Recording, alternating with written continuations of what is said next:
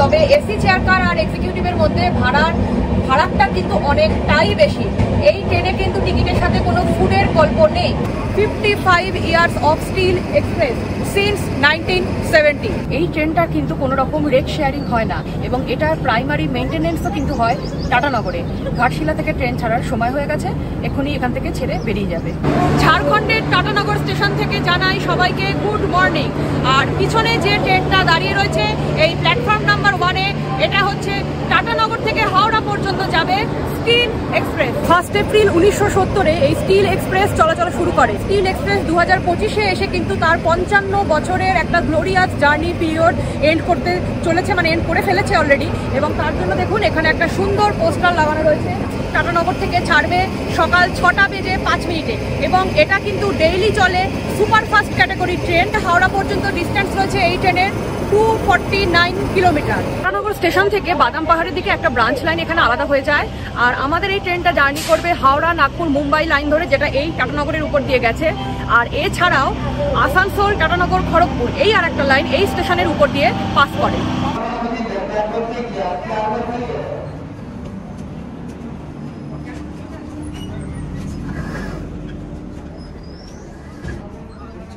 এখন ঘড়িতে 6টা বেজে 7 হয়ে গেছে। স্টিল এক্সপ্রেস কিন্তু এখনো দাঁড়িয়ে আছে এই টাটানগর স্টেশনে।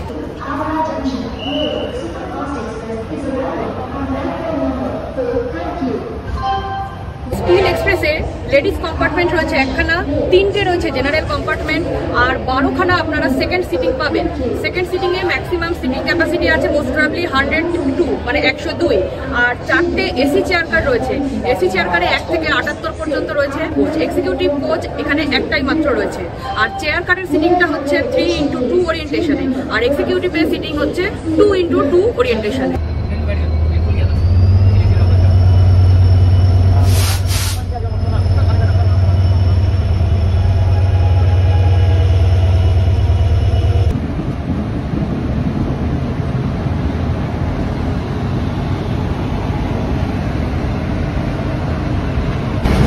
এই স্টিল এক্সপ্রেসের পিছনের বগি থেকে একদম ট্রেনের সামনেটা দেখুন, ট্রেন এখানে কার্ভ নিচ্ছে। বিশাল লম্বা কিন্তু এই ট্রেনটা।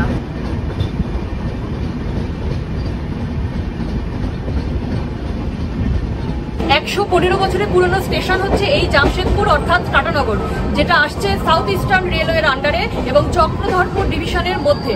আর যদি জেলার কথা বলতে হয় তাহলে এটা ঝাড়খণ্ডের পূর্ব সিংভূম জেলার মধ্যে পড়ে। আসানগড়ির এখানে এই যে ট্রেনটার সঙ্গে আমাদের মিট হলো, এটা হচ্ছে পুরুষোত্তম এক্সপ্রেস, পুরী নয়াদিল্লি রুটে চলে।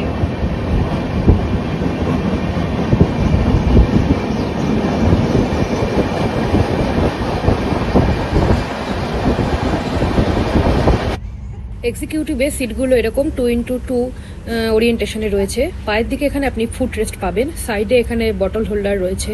আর হ্যান্ড রেস্টটা এখানে কমন, মানে শেয়ারিং হ্যান্ড রেস্ট। হ্যান্ড রেস্টের তলায় এখানে আপনার ফুড ট্রে সেটা রয়েছে এবং সেটা হচ্ছে ফোল্ডিং ফুড ট্রে, যেরকম আপনার ভিস্তাডোম বা আজকালকার আধুনিক বন্দে ভারতেও আপনি এই ধরনের ফুড ট্রে পেয়ে যাবেন। আর এই সাইডে আপনার হ্যান্ড রেস্টে একটা বাটন পাবেন, যেটা দিয়ে আপনার সিটটাকে আপনি অ্যাডজাস্ট করে বসতে পারবেন। আর এইটা হচ্ছে সিটের কুশন। প্রত্যেক দুটো করে রোয়ের জন্য একটা করে চার্জিং পয়েন্ট দিয়েছে। আর এপাশে একটা বড় উইন্ডো পাচ্ছেন। উইন্ডো কভার করার জন্য এখানে আপনি স্ক্রিনও পেয়ে যাবেন। উপরের দিকে ওভারহেড লাগেজ স্পেস রয়েছে আর তার উপরে আপনি অর্থাৎ মাথার উপরে অ্যাঙ্গুলার লাইটের অপশন পেয়ে যাবেন। এই ট্রেনটায় কিন্তু কোনো রকম ডেডিকেটেড পেন্ট্রি কার্ড নেই, তবে হ্যাঁ ফুড অ্যাভেলেবেল আছে। অনবোর্ডিংয়ে ফুড উঠবে, চা কফি স্ন্যাক্স আইটেম এগুলো আপনি পাবেন। আর ই ক্যাটারিং যারা করতে চান সেক্ষেত্রে ই ক্যাটারিং শুধুমাত্র গোটা রুটে আপনি খড়গপুরে পাবেন। ট্রেন ঢুকছে তার প্রথম স্টপেজে রাখা মাইন্স, এই স্টপেজটার নাম। এবং এই নামটা থেকে বোঝা যাচ্ছে যে এখানে খনি সংক্রান্ত কাজকর্ম হয় এবং এখানে প্রচুর কিন্তু কয়লা বোঝাই বা অন্যান্য খনিজ বোঝাই মালগাড়ি এখানে দেখা যায়। 6:35 এখানে গাড়ি ঢুকলো। গাড়ির এখানে স্টপেজ টাইম রয়েছে মাত্র 2 মিনিট। তবে একটা জিনিস মনে রাখতে হবে, স্টিল এক্সপ্রেস কিন্তু এমন একটা ট্রেন যেখানে সকালে মানুষ এই জামশেদপুর বা টাটানগর থেকে জার্নি করে কলকাতা পৌঁছে কাজকর্ম করে দিনের দিন বা পরের দিন আবার তার নিজের বাড়িতে ফিরতে পারে, মানে টাটানগরে ফিরতে পারে। ঠিক সেই কারণে কিন্তু এই রাখা মাইন্স খুব একটা ইম্পর্টেন্ট, বা বড় বড় এক্সপ্রেস ট্রেনের ক্ষেত্রে স্টপেজ না থাকলেও এখানে এই স্টিল এক্সপ্রেস কিন্তু এখানে স্টপেজ দেয়, যাতে এখানকার লোকাল পিপলরা এই ট্রেনের সুবিধা নিতে পারে।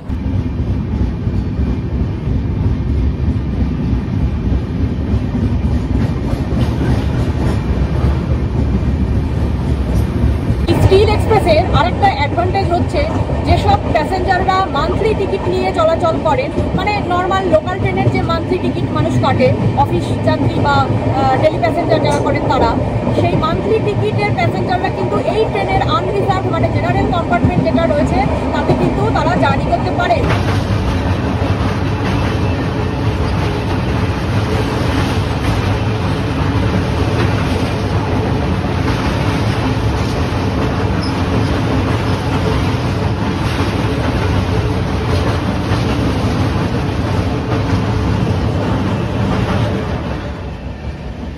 আমাদের ট্রেন এই মুহূর্তে পৌঁছচ্ছে তার সেকেন্ড স্টপেজ ঘাটশিলাতে। আর এই ট্রেনে যারা টাটানগর থেকে হাওড়া পর্যন্ত জার্নি করবেন 2AC তাদের বেস ফেয়ার পড়বে 125 টাকা। যারা এসি চেয়ার কারে জার্নি করবেন তাদের বেস ফেয়ার পড়বে 445 টাকা। আর যারা এক্সিকিউটিভে যাবেন তাদের বেস ফেয়ার পড়বে 1060 মানে 1060।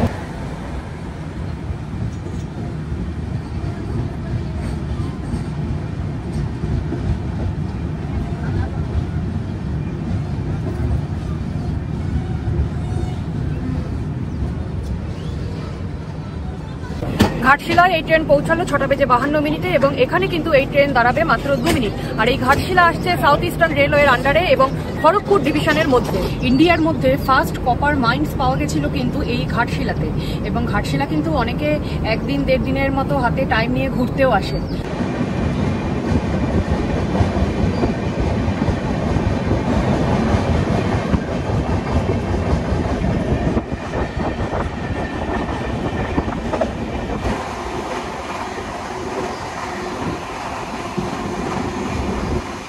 এই স্টিল এক্সপ্রেসের গড় গতিবেগ রয়েছে 55 কিলোমিটার প্রতি ঘন্টা আর ম্যাক্সিমাম স্পিড রয়েছে 130 কিলোমিটার প্রতি ঘন্টা।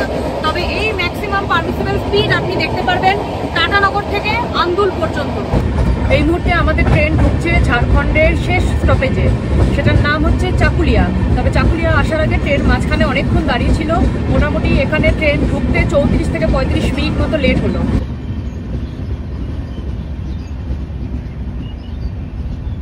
চাকুলিয়াতে ট্রেন এখানে 2 মিনিট দাঁড়াবে আর এটাও কিন্তু আসছে সাউথ ইস্টার্ন রেলওয়ের খড়গপুর ডিভিশনের মধ্যে।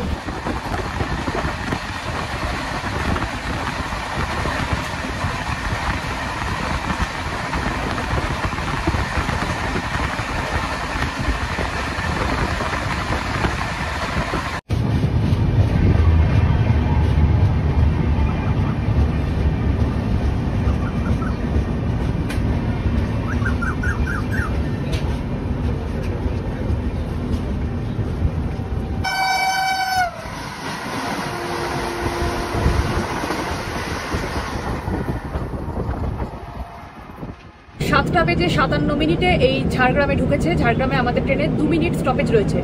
পশ্চিমবঙ্গে ঢোকার পর প্রথম স্টপেজ হচ্ছে এই ঝাড়গ্রাম। আর ঝাড়গ্রামে আমাদের সঙ্গে দেখা হলো হাওড়া রাউরকেল্লা বন্দে ভারত এক্সপ্রেসের। হাওড়া রাউরকেল্লা বন্দে ভারত এক্সপ্রেসের ফুল রুটের জার্নির ভিডিও আমি আই বাটনে দিয়ে দিচ্ছি, যদি মনে করেন দেখবেন তো ক্লিক করে দেখে নিতে পারেন। আর এই ঝাড়গ্রামে দুখানা রাজবাড়ি রয়েছে, একটা ঝাড়গ্রাম রাজবাড়ি আর একটা হচ্ছে চিল্কিগড় রাজবাড়ি। তো আমার চ্যানেলে ঝাড়গ্রাম ভ্রমণের ভিডিও রয়েছে এবং সেই সাথে চিল্কিগড় রাজবাড়িতে থাকার অভিজ্ঞতা নিয়েই সেই ভিডিও, তো সেটার লিঙ্কও আমি এই ভিডিও ডেসক্রিপশনে দিয়ে দিচ্ছি আর আই বাটনে অ্যাটাচ করে দিচ্ছি।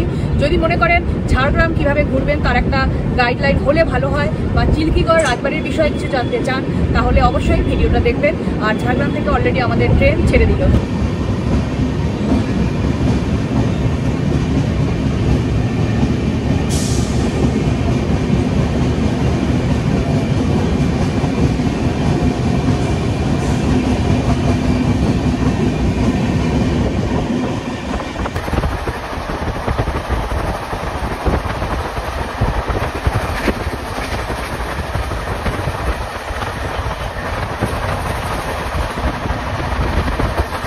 এখানে এখন স্ন্যাক্স আইটেম হিসাবে ব্রেড অমলেট নিলাম। এটা কিন্তু আপনাকে দাম দিয়ে কিনতে হবে, আপনি যা খেতে চাইবেন। এখানে দই বড়া আছে, ভেজ কাটলেট আছে, অনেক কিছু আছে। তো আমি এটাই নিলাম। এখানে ভিতরে দুটো সাদা ব্রেড দিয়েছে, এখানে একটা টমেটো কেচাপ রয়েছে, একটা স্পুন দিয়েছে, টিস্যু দিয়েছে, আর এর মধ্যে ডিমের অমলেট রয়েছে একটা। আমাদের ট্রেন এখন ঢুকছে খড়গপুরে। এই খড়গপুরকে বলা হয় এশিয়ার মধ্যে সবথেকে লার্জেস্ট রেলওয়ে ওয়ার্কশপ রয়েছে এই খড়গপুরে। আর এই খড়গপুরে আমাদের এই ট্রেনের ঢোকার টাইমিং ছিল কিন্তু 8:18, যদিও এখন ঘড়িতে অলমোস্ট 8:40 হয়ে গেছে।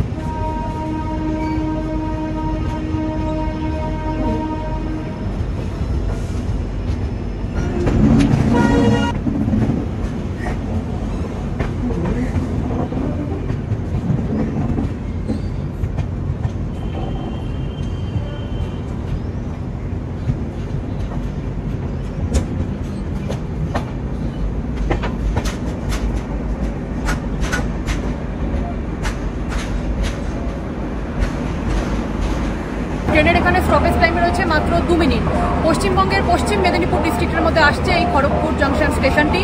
আর রীতিমতো সাপের মতো বেঁকে তেড়ে ট্রেনটা ঢুকলো এই স্টেশনে। খড়গপুরে আমাদের এই স্টিল এক্সপ্রেস ঢুকেছে 7 নম্বর প্ল্যাটফর্মে। আর টাটানগর থেকে আমরা এই খড়গপুর পর্যন্ত জার্নি করলাম। অলমোস্ট 136 কিলোমিটার আমরা কভার করে এলাম।